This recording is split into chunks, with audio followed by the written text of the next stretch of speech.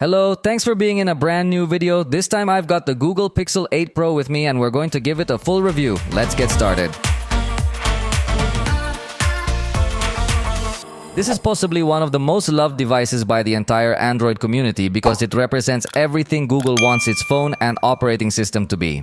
In addition, we are going to find many artificial intelligence features. You know that's the protagonist in the entire Pixel series for several generations. Although currently Samsung has popularized artificial intelligence in devices with the Galaxy S24, but Pixel already had for several generations several functions that Samsung introduced as a novelty. So, without a doubt, it is very attractive to analyze this device, which is the most recent generation of all Pixel. Its price in the most basic edition is $999. At today's exchange rate of the video recording, that's 16,680 pesos. So it becomes an extremely inexpensive device to purchase compared to what other high-end devices cost.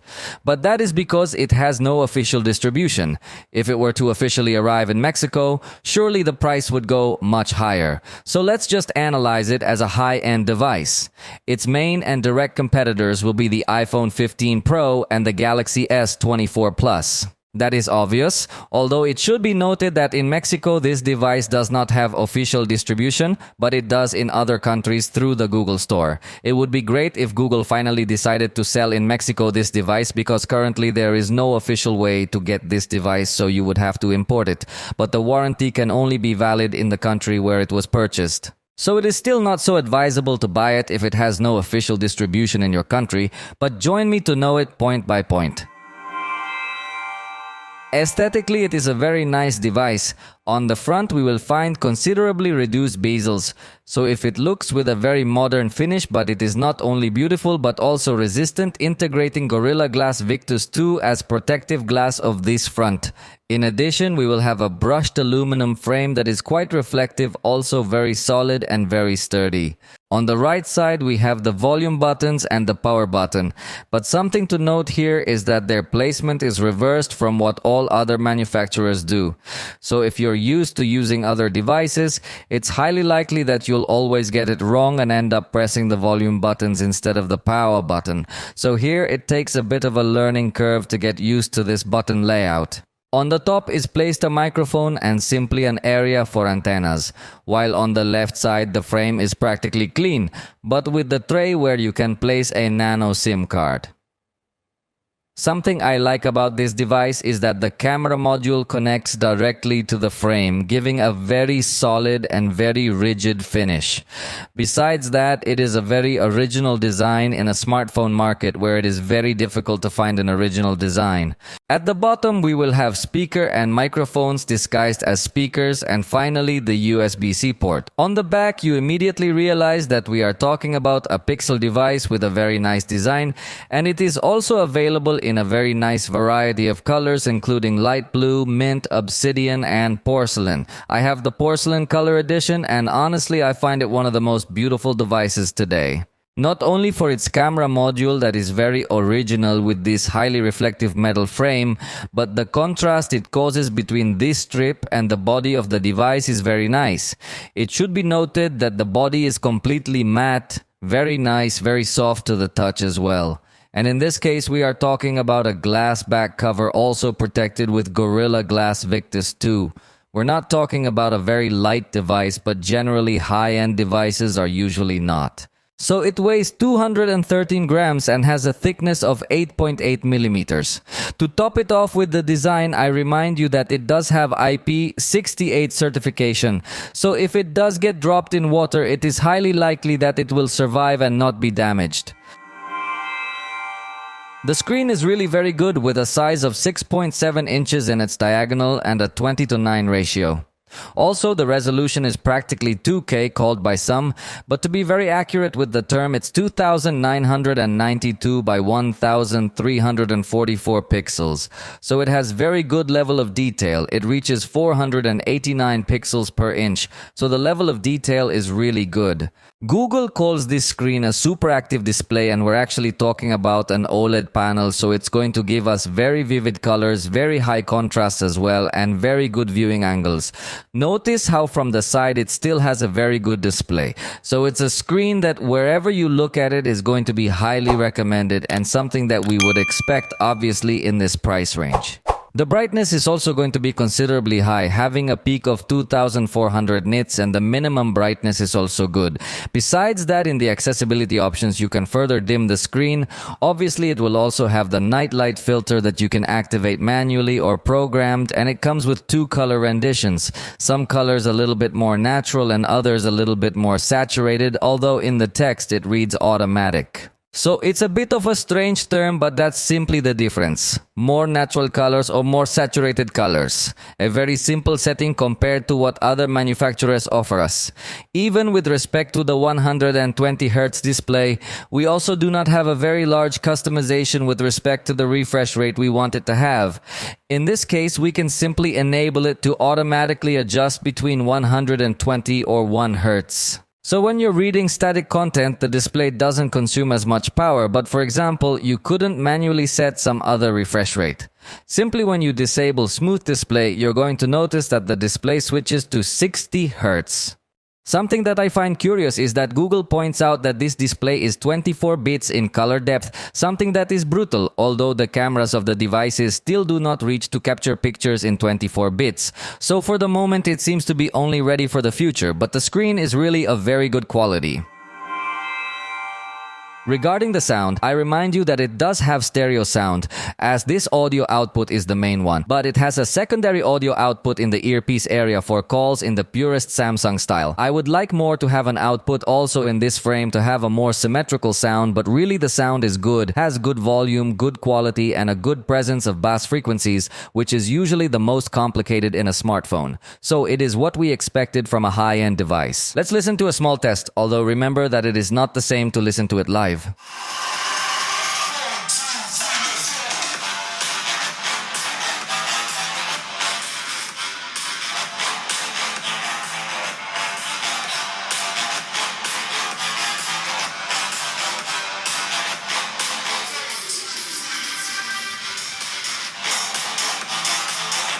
But while the hardware of the sound is very good in the software, I think it could improve because it does not integrate an equalizer. It simply integrates an option to improve the audio in general that is called adaptive sound. Through this feature, let's say the device is going to try to detect your surroundings or your environment and how it bounces the sound to try to perfect it. But you don't have some manual adjustment of the equalization, and that I think is definitely going to be missed by more audio-focused users. One thing we will find is spatial audio, but only compatible when you have headphones plugged in and a little bit more focused on calls. We have this feature called Clear Calls to have an improvement through artificial intelligence in capturing audio from your voice when making calls and avoid any extraneous noise. As is evident and as is customary in all high-end devices, it does not have a headphone jack, so you will have to use wireless headphones, and in this case it does support Qualcomm's aptX codec, but it seems to fall a bit short because it doesn't support aptX HD or more advanced wireless audio codecs like LDAC. So I think in this regard it still falls quite short of the experience. Next, let's listen to the microphone test. Remember, there are 3 in total, 1 on the bottom, 1 on the top, and 1 inside the camera module, which is perhaps a little harder to notice. Esta es una prueba de audio captado con los micrófonos integrados del Google Pixel 8 Pro. Next, you will hear a test of the microphones, now capturing a sound at a very high level to try to notice if you will have any distortion when recording concerts.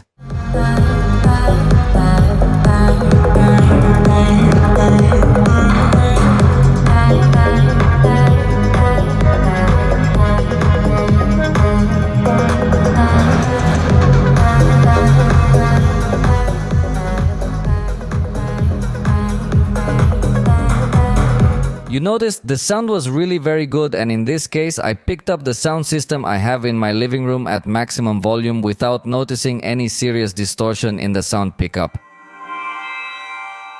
The front camera is 10.5 megapixels with f2.2 aperture and autofocus. Undoubtedly, the resolution does not sound very high, but in conjunction with the autofocus, I think we can achieve very good results. The device features a quick camera release mechanism by pressing the power button twice. And if you want to rotate it to the front camera, you simply rotate the device twice to make this exchange easier. As you can see, in this case, it has two different levels of amplitude, and I just find it curious that in both amplitude levels the pictures are 10 megapixels. Note that it offers us a very good capture speed, so you can have the exact moment with your friends. And notice how in this case it does not integrate a quick capture mode activated by default showing the palm of the hand. But if you go to the full settings, you can get to find this tool.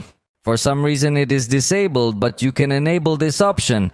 In fact, also when you use the timer, this tool will be enabled. So from my point of view, it should be enabled. In fact, the configuration is quite simple. It doesn't offer us too many options. So it's going to be a bit complicated to try to capture the photo if the shutter is a bit far away. Although in this case, it is located very close so that it is within reach of your finger. And remember that you could also press the volume button to take the photo.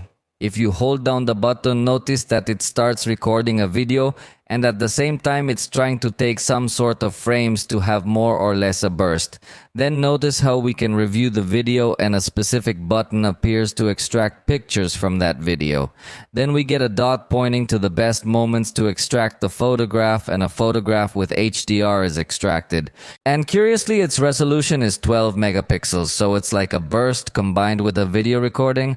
The behavior seems very strange to me, but it turns out to be positive. And with respect to the facial beauty functions, notice that in the settings there is just a selector where you can enable a subtle facial retouch or a slightly more intense facial retouch, but it doesn't have different parameters as we see in other devices. The front camera is going to have a very good color rendering, possibly the most accurate with respect to all devices on the Android market. Also, you feel a good level of detail, so the front camera is really enjoyable. Especially because it has a very wide angle, so if you stretch your arm out, you're going to have a lot of perspective for group shots. And remember that we're going to find autofocus on it as well, so it's going to allow us to get everything in focus. Notice how it would be the widest angle, so definitely the experience is very good with this camera because it doesn't matter if you're very close or very far away from it. Thanks to the autofocus, we have very good detail, and I insist that the color rendering is very accurate.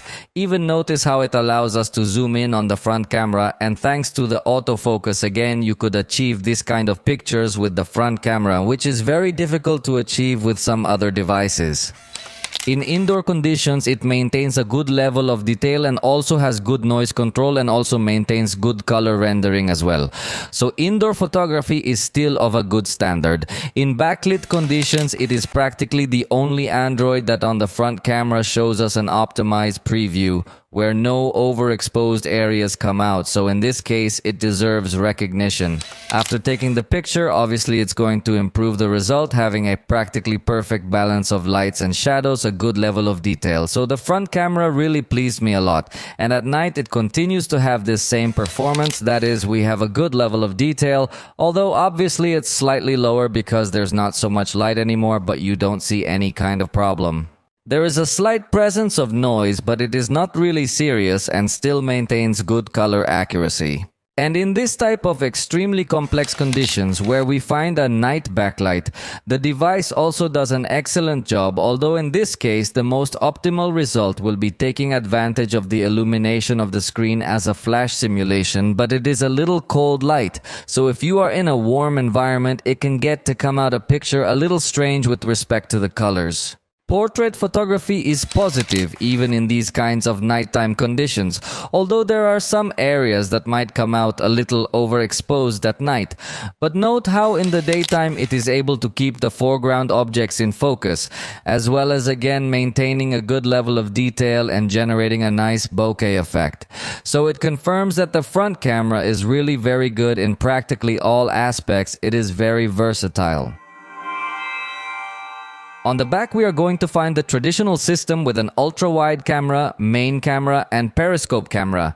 In this case, the ultra-wide camera is 12 millimeters, so it offers us a lot of amplitude and a high-resolution sensor with 48 megapixels. The lens has an f1.95 aperture with autofocus. So honestly, the ultra-wide camera is probably the best we're going to see today. It's wider than most and with more aperture. Then we'll come across the 24mm main camera with 50 megapixels, f1.68 aperture, autofocus, and optical stabilization. And since it has a high-resolution sensor, you can apply a crop inside the sensor and have a sort of virtual 50mm lens, that is with 2x zoom still maintaining optical quality. And finally, the periscope camera offers us 120 millimeters. That is 5x optical zoom and also has a high-resolution sensor with 48 megapixels, f2.8 aperture, autofocus, and optical stabilization. Honestly, the specifications of all the cameras are very good. They look excellent quality with good resolutions and good apertures. Next, we're going to try to do our traditional test to capture number 3, and we're going to do again 2 attempts to be sure of the shutter speed that this device can reach for those occasions where you want to capture the exact moment. And as you can see, the capture speed is very good.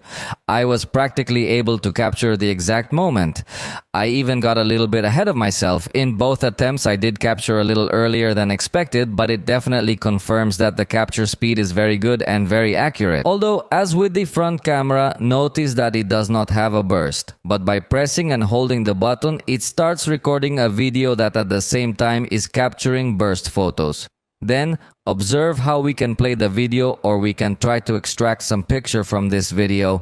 It automatically recommends us some scenes, but in this case I'm gonna try to capture the beginning so you can see that it took a quarter of a second or so to start. So the burst doesn't react as fast as you can do in the case of normal photography. And notice that if you extract a frame from anywhere in the video, it's actually going to be a 1.4 megapixel photo. So the burst does disappoint because it's not formally a burst, but from the video it intelligently chooses just a few moments that you can export as a high resolution photo and even with HDR.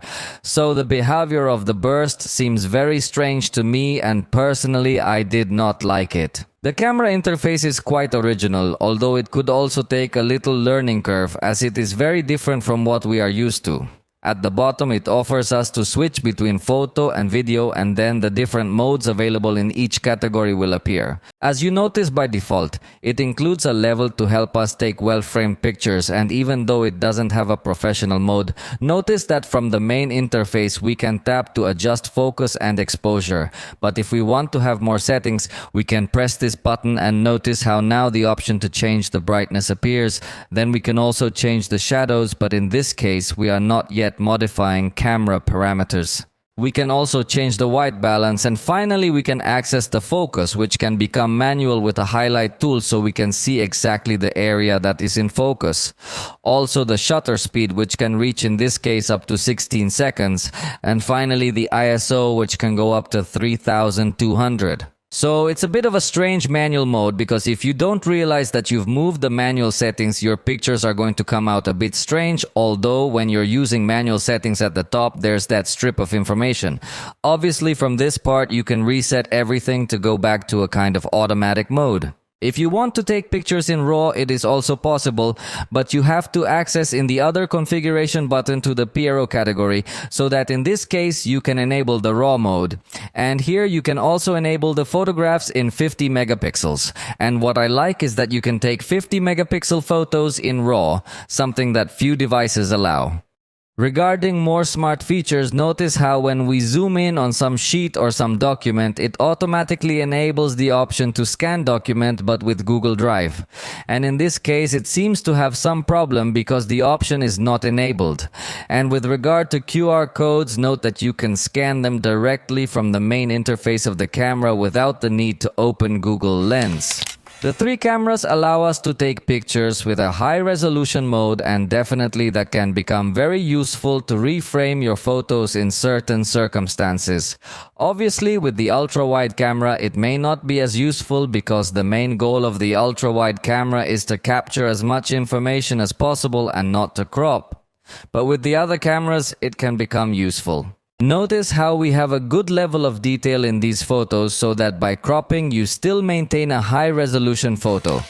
Even with the periscope camera, we will also have this high resolution mode. Although the quality of the photo will depend a lot on where the focus is directed. Photographs with this photographic system outdoors are going to be positive. It seems to me that the ultra-wide camera has a good performance with slight distortions in the natural edges due to the type of the lens, but the color representation is very similar between all the cameras, as you realize, unlike other devices that have a very different color representation. The main camera is also going to give us a good white balance, good level of detail. And the device remembers that it allows us to take pictures with 2x, applying a crop on the sensor, maintaining optical quality, and again also the result is positive. And finally, the periscope camera that has 5x zoom also has a very good quality, especially speaking in terms of color and level of detail. It's a very good camera, but as I tell you, I think its strongest point is the accuracy in color rendering. In motion situations, note that the ultra-wide camera does perform well. The main camera will also perform well, although it might have some problems with the autofocus. In this case, for example, it seems to have focused more on some close object. The result I liked the most was with the 2x zoom setting, where we have a well-defined picture, even with moving objects. But notice how with the 5x lens in motion, it could have trouble focusing accurately and quickly. In this case, it prioritized focusing on everything in the background but left me totally out of focus. Indoors, we again see excellent performance at all focal length settings. Notice how even using the 5x zoom, we have a well-defined picture. Definitely a positive result because even in the darkest areas there is no noise present and color saturation remains very good. And this same result we will see at all focal lengths. They are very clean pictures even in the darkest areas. So you're really going to enjoy the experience a lot even if there's not so much lighting. In backlit situations we already anticipated that the preview looks optimized. And with the ultra-wide camera case we have a good balance of highlights and shadows. Perhaps we would like a little more illumination in the darker areas, but the result is positive. However, curiously with the main camera, we again detected problems with the focus, as in this case it was not able to correctly adjust this focus even in 2 different attempts. Obviously, if you tap to focus you could improve the result, but we always like to analyze devices using autofocus. Besides that, even in these conditions, we see some overexposed areas, so the behavior was very strange in this regard. Hopefully, it will improve with some update. Also using the Zoom 2x setting, we see that it gives preference to focus on the illuminated areas and my face, which was in the shadows, appears out of focus. And using the Zoom 5x is exactly the same result. So it seems that in backlit situations, I might struggle a lot with the focus. But one thing worth noting as a final point in this type of backlit photography is that the lenses have good treatment of chromatic aberration. On the ultra-wide lens will be where we will notice a little more chromatic aberration, but believe me, it is very low compared against the chromatic aberration we see on many other devices. In the evenings with the automatic mode, you notice how it also has some problems to have well-adjusted exposure in the most illuminated areas, unlike other high-end devices we have tested. So photography is good, but not as spectacular as we would have liked. Fortunately, it does have good noise handling in darker areas. And with the main camera, it improves a little more with respect to the balance of the lights of the most illuminated parts. And applying zoom, the performance seems very good to me because the darker areas do have enough color, although there is a little more noise than we would like. But the overall picture looks good quality if you don't get too close. And with the 5x zoom, we again have very good quality. Having a good balance of the illuminated area and in the darker areas, it also manages to capture color. In this sense, it does become one of the best exponents of its range. And notice how even with the night mode, the ultra-wide camera does not improve in this type of scenarios. And with the rest of the cameras, we see a very similar performance in this night mode. In fact, it doesn't feel like it improves much in noise reduction. So again, it seems to me that it has a performance that could be improved to perfection with an update. But now look at the results we have in darker conditions without a light source present. The ultra-wide camera has poor white balance accuracy, unlike what we had seen in more brightly lit situations. It seems to skew to an exaggeratedly warm tone in this case. The same thing will happen with the main camera. And in this case, if you try to zoom in, notice that it's still going to use the main camera, although it's seen with a good level of detail. But it does this to take advantage of the larger aperture that this camera has. That is, it will not switch to the optical zoom camera in such dark scenes. And notice how with the night mode, it's going to greatly improve the color rendering. Now we have a little bit more accurate colors, although when we start to apply zoom, they again become warmer than we would like. Regarding the zoom, honestly, the device leaves me with a very good feeling. The picture with 1x looks with good detail, with 2x it continues with good detail, and obviously with 5x the detail continues because we have an optical zoom setting. And honestly, the level of detail seems too good to me. But what surprises me the most is that also with the 10x zoom setting and with 30x we still retain a very good quality. It feels a very positive level of detail and even retains the HDR display features in this type of photos. On the other hand, for macro photography, we will also find a good performance, although the main camera is not able to focus when you are too close. And obviously, due to the aperture and the sensor, the focus can become a bit less uniform than we would like. But you can apply a little bit of zoom to improve this aspect a little bit, although the most advisable will be to use the ultra-wide camera that has autofocus. So it allows you to have a much more uniform focus on these kinds of small objects, and the result is definitely positive. So this device is able to achieve very good quality pictures in this kind of macro environment. And if the ultra-wide camera doesn't seem wide enough for you, you can use the panorama mode to try to capture more information. But you should know that the panoramic pictures it takes are not in high resolution. So I feel that the result is not really good, especially compared to other high-end devices we have tested. Even taking much longer panoramic pictures, we still notice the same low level of detail when we try to apply zoom, unlike other devices. And for portrait shots, notice how we have a good performance regarding foreground detection to blur the background. But I put it to a tricky test by taking the portrait against the backlight, and honestly it looks a bit darker than we would like. Although I insist that the foreground detection has a considerably high level of accuracy. And if we apply a bit of zoom for this photograph, we still have a very similar result, although the lighting improves a bit. But here what I must also highlight as an important absence is that it does not allow us to take portrait pictures using the zoom lens, unlike the iPhone and Galaxy, where the result of those portraits is amazing. So in that aspect it could also improve. Hopefully with some update they will enable that option. For video recording, we will find good news because it can record in 4 to 60 frames per second with any of the cameras, both the 3 rear cameras and the front camera. So that's excellent news. It includes a video enhancer feature, although that needs your video to be uploaded to the Google Photos cloud, so you need to have enough storage in your Google account if you want to enjoy that feature. And as you can see, it also features HDR video recording, although that is only supported at 4 to 30 frames per second. It also integrates various levels of stabilization, and you can decide if you want it to automatically switch to the ultra-wide camera to focus on small objects in macro mode.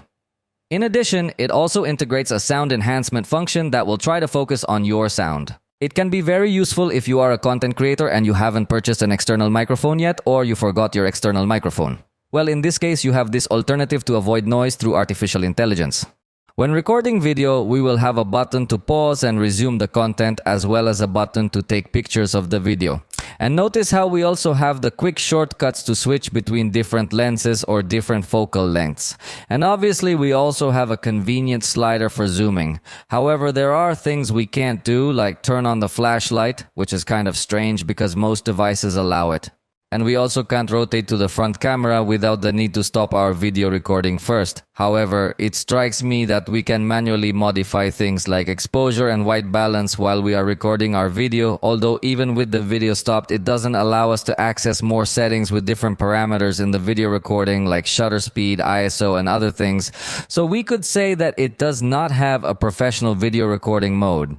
Video recording is another one of those points where this device excels and is very close to achieving the color representation that the iPhone achieves, which is usually quite accurate in video recording.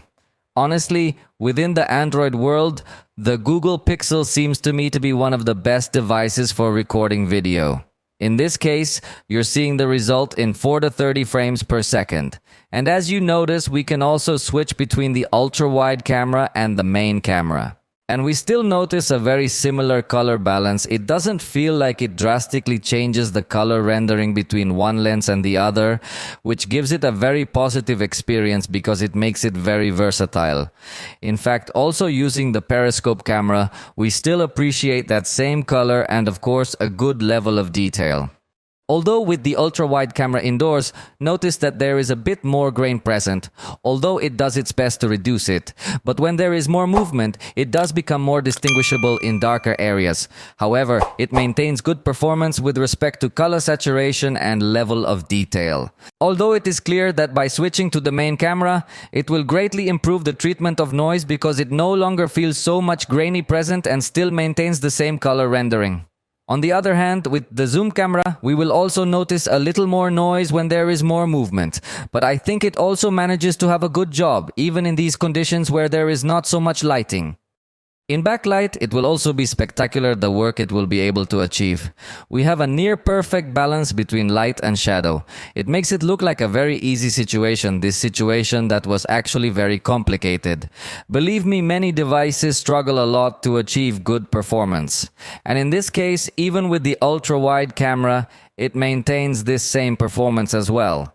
And in the case of the zoom camera, notice that we are also going to have a good experience. Interestingly enough, in this case, unlike the still, it does do a good, accurate focus to the face. So definitely that the result is going to be very positive. In fact, the device also includes a special HDR recording mode that you can enjoy if you play it back on HDR compatible displays. Really, the result is very good as well, although I insist that the video should come with that kind of encoding. So in this case, you are not seeing the result as I can see it on HDR screens.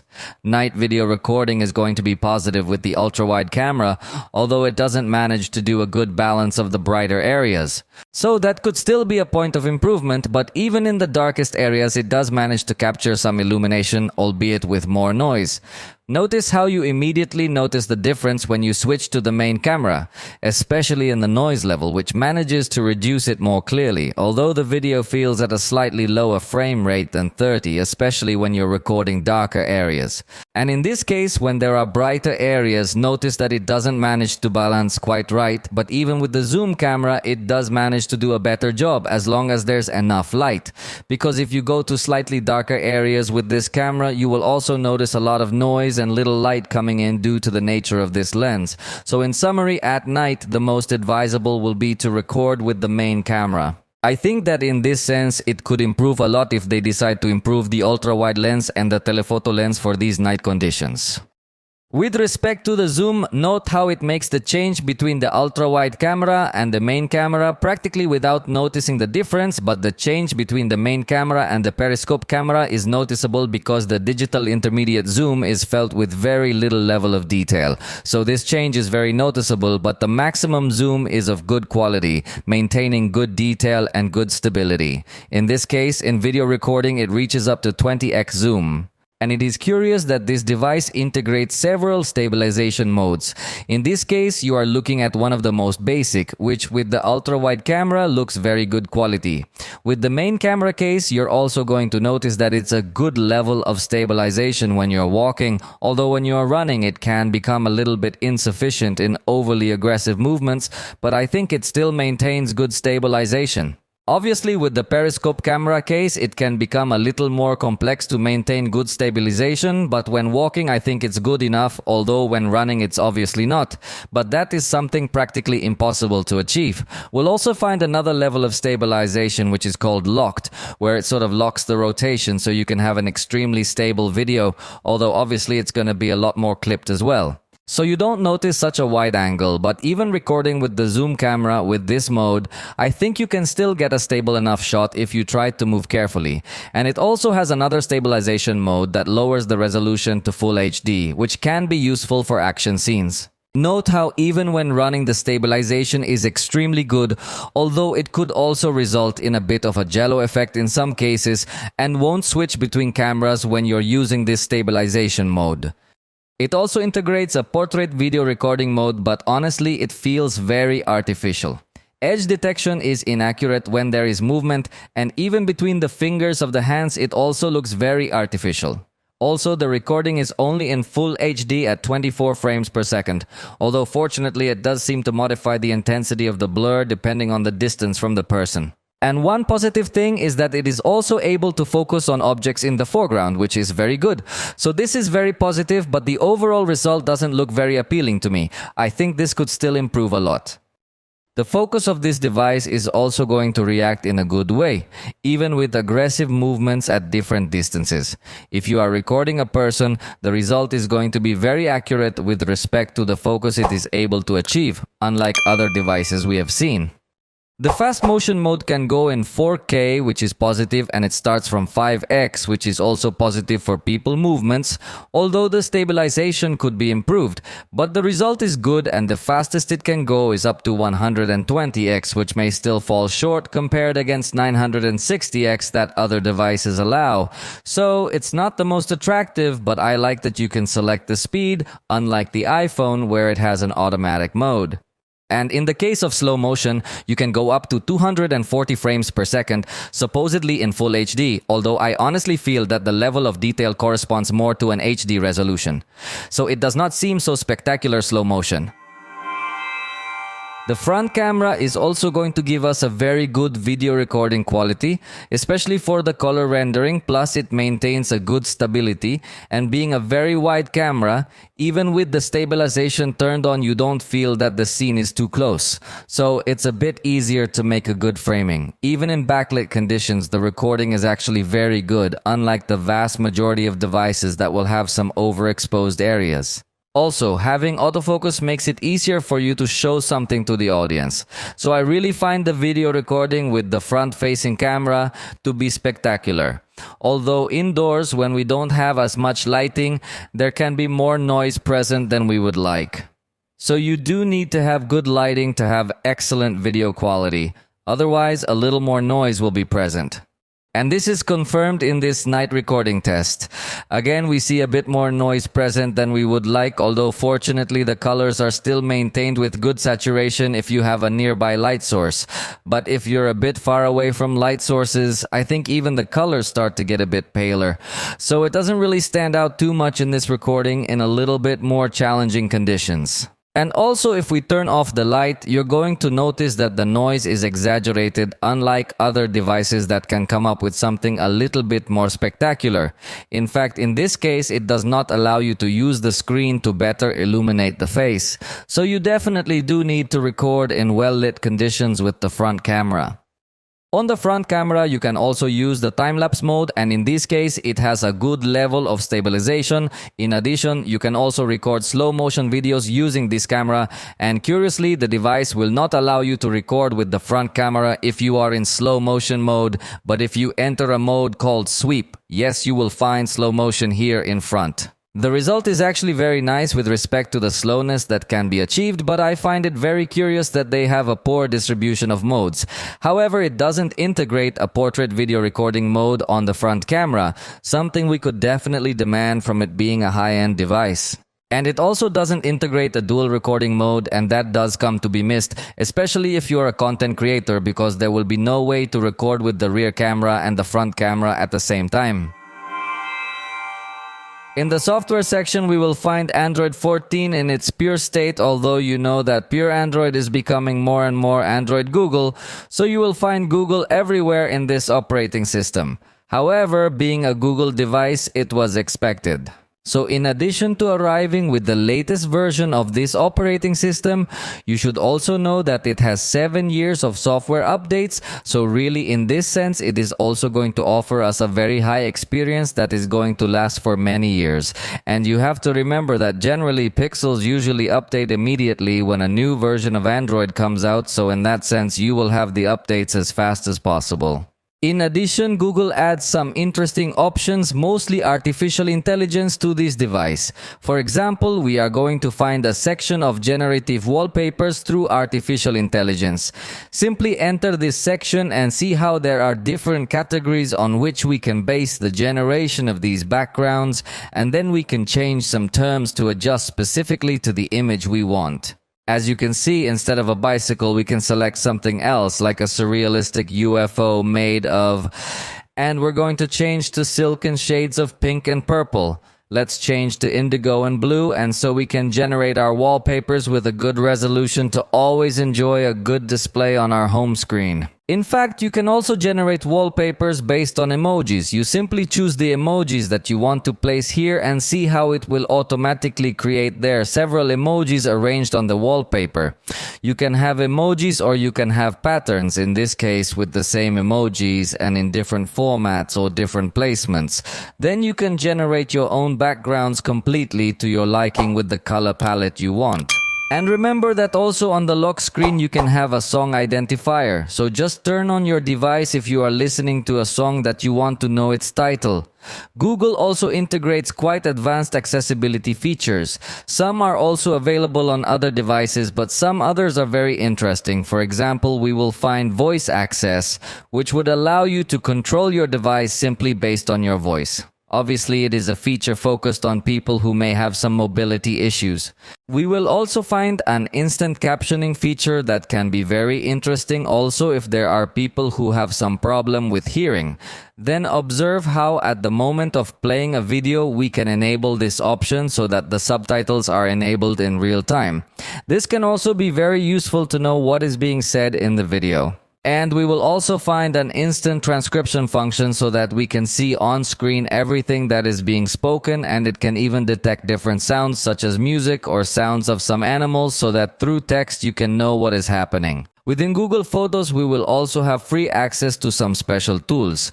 For example, we have a magic editor with artificial intelligence that will allow us to make several changes to our photos. Notice how we can press this magic editor button and now we can select an object or a person by simply enclosing it in a circle. If you want to be more precise, you can zoom in with 2 fingers so that you don't miss any details. And then we're going to be able to erase it or move it. For example, we can hold down and place it somewhere else. We can even resize it. And then we can activate the generation. And notice that through artificial intelligence, it's going to fill in the gaps and it's still going to look like a photograph taken directly and not edited. That actually is amazing, and it's a feature that we also see on the Galaxy S24. But in this case, as you notice, it's also available. I just didn't select the hand very well, that's why it doesn't look 100% natural, but definitely that the result is very good. And in this case, it is curious that no mark is added that the image was edited, nor in the metadata do we see anything to indicate that. So it can also be a bit risky to have so many photo editing possibilities in the palm of your hand. But one tool that can be very useful is called Best Version. This one is very focused on group photos, where it's probably difficult to get everyone to look good in front of the camera, and in many occasions there's always someone distracted looking away. So you can take several pictures and then simply select the avoid button and see how the best shot option will appear in the tools section. It will then detect these faces in other photos you have captured, so you can swap them out and see how one of the faces immediately changed. See, this is what it looked like before and this is what it looks like now. And in fact, you can also manually change any other face to select the best capture so that everyone looks good in the picture. Although you should know that it does not always work very well, there are occasions where the head looks very small compared to other positions. So it will also depend a lot on the perspective, but in general it helps a lot to have these possibilities to take a picture and choose the best face for each person. And notice how in the video editor we will also have a new section called audio, and in this case the function is called audio eraser, which through artificial intelligence will detect the different noises that may occur in the video to change its intensity. So we can enhance the voices and lower the volume level of the noise. And this can be very useful as well because it's all through artificial intelligence. In fact, another artificial intelligence feature is within the voice recorder that allows you to transcribe in real time everything that's being spoken. So it can become useful also to try to have a written representation of some speech. We can even edit our audio recording based on the text to quickly trim it down to a certain point, although for now it doesn't seem to have any option to automatically summarize the entire transcript. This device also integrates the circle to search feature, so just hold down the navigation button and then enclose whatever we want to search for on the screen. It can be any plant or any other image, and it can even be text to search for any translation. The device also integrates some special gestures to be able to use this cell phone as quick tap, which serves us to give 2 taps on the back of the device and activate certain actions. Personally, I have not finished getting used to it. There are times where I find it a little more difficult to activate it, but you can specifically select some action or open an application, and you can also ask him to have to be blows with more force. So it can be useful for quick shortcuts. We're also going to be able to open the camera with 2 taps as we've already shown. And if you tap the screen once, you can activate it to show you the time and a little bit more information. You can also simply rotate the phone to turn the screen on. And the one-handed mode is iPhone style, so I personally don't like it because it's hard to reach objects that are all the way to the other side, unlike the one-handed mode of other manufacturers. It also includes a section called Rules that is going to allow us to automate certain things on our device, although it doesn't have that many parameters. So we don't have that much customization. You can only activate conditions based on Wi-Fi network or location, and the consequences don't have as many options. Note that it also has an application called Thermometer that will take advantage of the sensor it has on the back. But in this case, only the temperature of objects option appears, although in the beginning it was also promoted that you could measure the temperature of people. But honestly, I do not find it a very attractive feature. You just press to measure and that's it. There is no big difference. Honestly, I don't think it's that useful, although obviously if you're doing something where you need to have constant temperature monitoring, it might help you as a reference tool, but not if you need the utmost precision. So as I say, it's an operating system that is just as Google imagines it to be. In this case, it's extremely responsive, extremely lightweight, and it's also going to take very good advantage of the optical engine that this device integrates on the x-axis. So it gives you a good response when you're doing different actions or when you're moving through lists. You're going to feel a little tapping on the device that gives you a very premium feel. With respect to security, it integrates a fingerprint reader that is located inside the display. We are talking about an optical fingerprint reader, but one that has very good accuracy. In this case, it supports up to 4 registrations. As you can see, it's not as fast as just putting and removing your finger, but it doesn't take long once you rest your finger long enough. Unlike other devices, it will not allow us to change the unlock animation, taking advantage of the fact that it was a reader inside the screen. So let's say that the implementation is simple, but it does have a good level of security. It also includes facial unlocking, but obviously it is less recommended because it will be a simple facial unlocking. It's not going to offer us a 3D recognition, and it also curiously includes a watch unlock. So if you have your Pixel Watch nearby and you have it on, obviously it's going to be able to be unlocked. And it's also going to have Google's extended unlock as well, although it's a little bit more hidden. But in this case, you can also set some other safe or trusted conditions, like a location or some other devices, so that the cell phone doesn't constantly lock and you have a much cleaner experience. Obviously, in this case, you will use Google's password manager, so you can automatically fill in the passwords. But the good news is that it does come first with verification of your fingerprint before filling in the information. And notice that inside Google Files, we will find a secure folder, but it is not able to take advantage of the fingerprint reader. So that implementation doesn't look good to me, and it's a bit strange because the secure folder will be duplicated. Not only will we find a secure folder in Google Files, but also another secure folder in Google Photos. But even though inside Google Photos we can take advantage of our fingerprint reader, we can't store files, but only pictures or videos. So I think that implementation should be improved. Also, as you realize, it doesn't integrate an app lock option or child mode. So as you realize, it doesn't seem to have such advanced security or privacy features as the system of other devices. What you will find is Google One's own VPN, which is included so that you can have a much more secure connection, especially if you often connect to public Wi-Fi networks. It is always advisable to activate this VPN, which I insist is from Google and is already integrated. In addition, it is totally free with no limit on consumption. So it definitely comes in handy.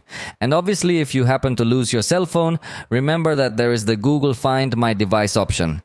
And with respect to malware protection and that sort of thing, it also integrates Google Play Protect, which honestly doesn't seem like the greatest security to me. But either way, you have these kinds of filters. In addition, you'll also find digital wellness features so you can visualize the time consumption on different apps. You can also set some mode to go to sleep or manage your children's devices. And as usual in matters of emergency, you know you can fill in all this information. This device is also capable of detecting crashes to alert your emergency contacts in case something like that has been detected. And if you want to manually make an emergency call, you can press the power button 5 times. The battery is 5050 milliamps, and in this case, I think the battery life is within what is expected of a device with these capabilities. You know, I do 2 battery life tests, the first one with this draining application running in the foreground, and in that case, it came to give me practically 4 hours, which is fine. Although I insist it's not something ultra amazing, but it's got a good battery. In fact, something I noticed is that it also has a good management of these applications because running this same drainer but in the background while playing videos in the foreground, the battery consumption improved.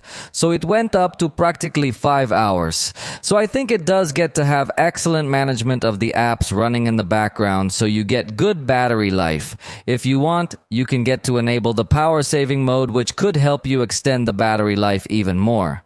Or you can also get to have an extreme battery saver mode, which is useful for emergencies. And this is something I like to point out because it was previously not present on pure Android devices. But notice how in this case it doesn't seem to go into a special mode, but simply seems to restrict various apps. So I don't know if it actually suspends several services that were running in the background or just prevents you from accessing these applications. So the battery I think is good, although I wouldn't say it's spectacular. The Google charger is sold separately, so unfortunately you're going to have to buy it and invest a little bit more money. Although you could also get to use power delivery chargers compatible with this charger and it could work well. With 15 minutes of charging using this adapter, it reached 26%. With 30 minutes of charging, it got to 47% and the full charge finished it in 86 minutes. So it honestly doesn't seem like that fast of a charge. It's not going to stand out at all in this regard. It will also support wireless charging, which comes in handy, and it also has reversible wireless charging to put charging some accessory on the back of the cell phone or even some other cell phone that has run out of power that supports wireless charging. So it does have the features that we would expect from a high-end device. And to protect the battery, notice that we have a diagnostic tool just for you to detect if there's a problem. And we also have the adaptive charging feature, which is kind of like smart charging. If you're one of those users who leave your cell phone charging all night, it might come in handy, but it doesn't have a charging lock mode specifically. So if you are one of those users who need to keep your phone plugged in all the time to the current, you will not have enough tools to take care of your battery. We come to the connectivity section. In this case, there are good and bad points.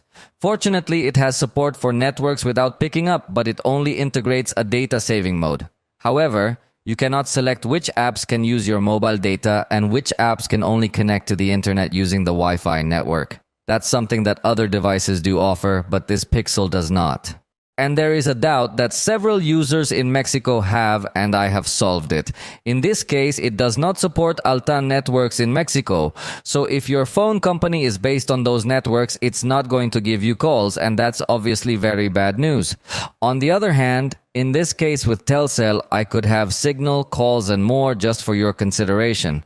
Obviously, you also have to consider that if you are going to buy it from another part of the world. You should verify the support of the network bands offered by this device because not having official distribution, sometimes they do not support exactly the same network bands used. The good news is that you can also add a SIM. Although it physically supports only one SIM, through the eSIM you can have 2 lines or 2 data plans. And this is very useful for traveling because you can add a data plan simply by scanning a QR code. I remind you that this device also integrates Wi-Fi 7 connectivity, so it can reach very good download speeds as long as you have a good network and a good router. It also integrates Bluetooth 5.3 for good stability with your accessories, and of course also NFC to make mobile payments or link you to other devices by bringing the back of your cell phone close to you. In fact, note that it has integrated Google Wallet directly into the shortcuts. What it will not have will be FM radio, which is an absence that generally happens in all high-end devices. And regarding wireless screen projection, you should know that it can only do it to a Google Chromecast. So if your TV does not support Google Chromecast, you will not be able to project your screen wirelessly. The most you could do would be to project YouTube videos to different monitors, but you can't have a screen mirror. On the other hand, if your screen is compatible with Google Cast, you could have a slightly advanced projection, having the possibility of projecting only one application and not the entire screen mirror. But the bad news is that its USB-C port is not able to output video signal either, so it does not have MHL and you could not project your screen using an HDMI adapter. Obviously, it will have Android Auto, and in this case, with respect to sensors, it has everything we could ask for. We're going to find accelerometer, geomagnetic field sensor, orientation sensor, gyroscope, light sensor, even also pressure sensor, which can become an absence in other models. And the proximity sensor is completely physical, so it is very easy to activate it, unlike other devices that are betting on virtual sensors. In the ecosystem, there is good news and bad news too, because while Google has many accessories like the Pixel Buds, Pixel Watch, and even, all the Fitbit accessories are also part of the Google family, there would also be the Pixel tablet, Chromebooks, and more devices. Actually, not all of them have official distribution in various countries, so we could determine that it is a growing ecosystem. Obviously, being Android, it coexists well with everything to do with Android through technologies such as QuickShare or Google FastPay, but without a doubt, the ideal would be for Google to officially distribute all these products in various regions so that we can all enjoy the best experience. Even remember that Google also has Nest products that are focused on the smart home. So there are cameras, smart displays, doorbells, routers, sensors, and much more. And everything obviously is going to be able to be linked very easily to Google Home. So definitely the ecosystem can look very good, but it depends on the country you live in. In the case of Mexico, the ecosystem is still going to be very short. And obviously, being a Google device, it can offer us all the support in Google Photos and Google Drive. If you have a Pixel, Google offers you a 74% discount for 3 months for your Google One subscription, and that in this case, you can get to have a greater capacity to back up your photos. Let's go to the performance test. While I tell you that it has the Google Tensor G3 processor, a new generation processor, but which has never been known for being very powerful but for being very smart, it comes accompanied with 12 gigabytes of RAM and versions of 128, 256, and up to 512 gigabytes of storage. It took 2.V1s, which, although that's a good number, I think falls a bit behind most high-end devices this year. So the processor is not going to stand out as being ultra fast, although it's obviously very well optimized in this system. So it's going to give us good performance, good app opening speed, and the 12 gigabytes of RAM that it has also seems to be well managed. Notice how we can switch between all these applications without it feeling like a real lag. Maybe at some points it can get to have a little slower transition, but I insist that really the experience is going to be very good using this device. Navigation within applications I also think is going to be a good thing, even loading multimedia items. Notice how the device maintains very smooth performance, so really the processor is going to give a good experience to users who are limited to having multiple applications. That is, if you're not a user who plays too much with your cell phone, notice that the experience is quite loose and very fluid. Now let me do the test of exporting a video by joining several clips recorded with this cell phone in 4K with a total duration of 1 minute to see more or less how long it takes to do all this process. And hey presto, it took about 31 seconds or so.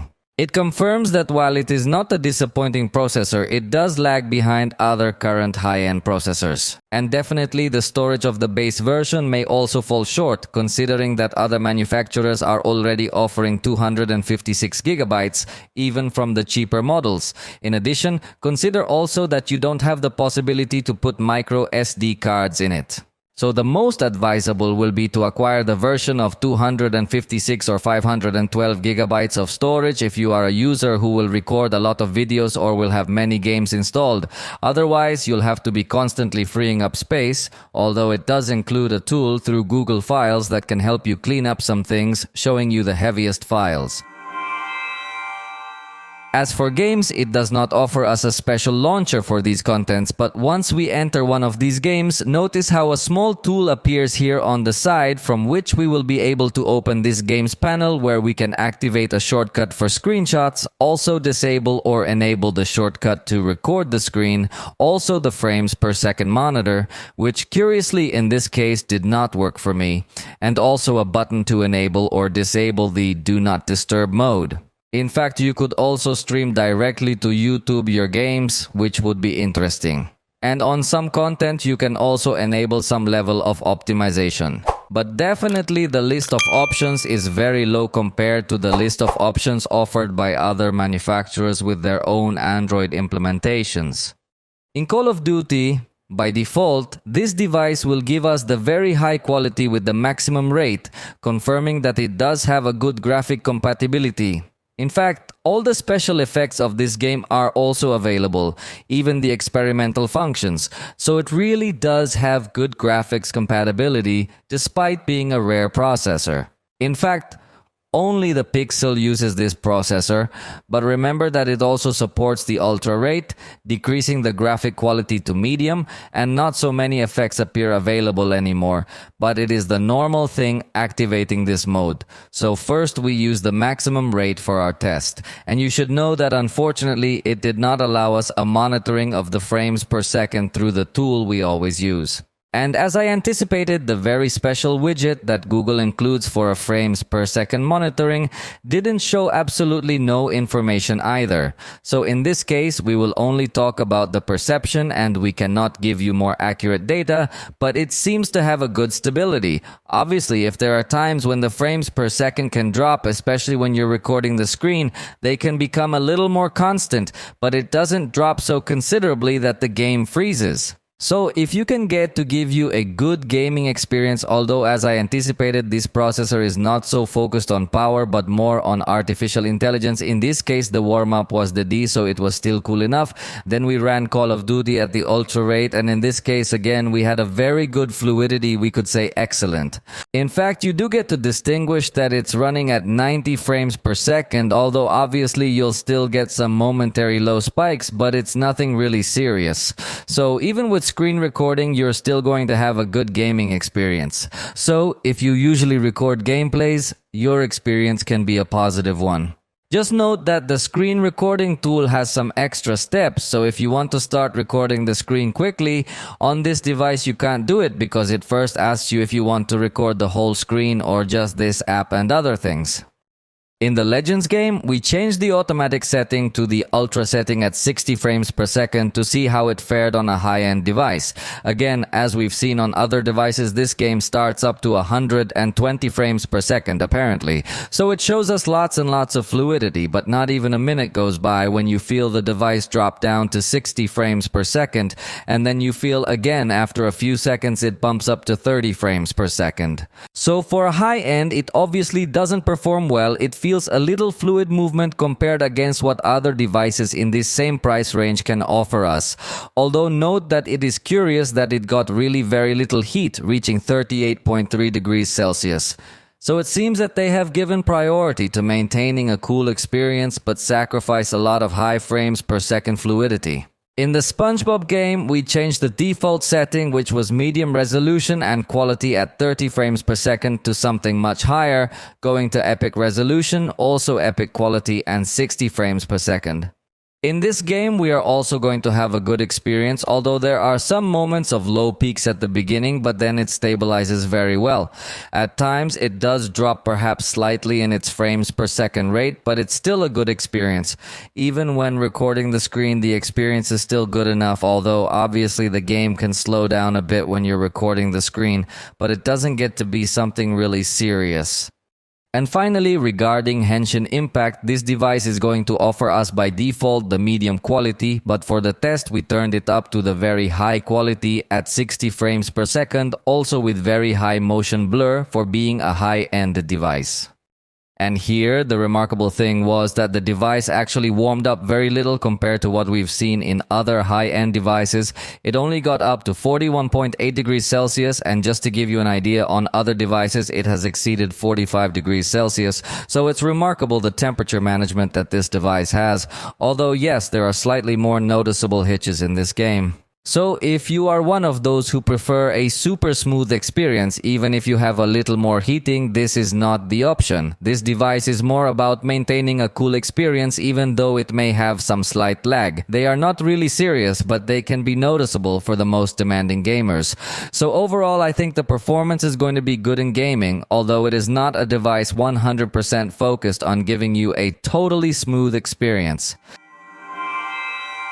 In short, this device seems to me a worthy competitor for the high-end, especially in photography and video, which is the section where Google has tended to stand out a lot with this Pixel series. In fact, also its artificial intelligence features can be a buying factor, but the fact that it does not have official distribution in several countries may limit me and cause me not to recommend this device so much to you because of technical support and network compatibility. But if you're willing to take those risks, it really will be a very good buy. For the moment, we have reached the end of this video. If you liked it, you know you can tell us about it. See you next time.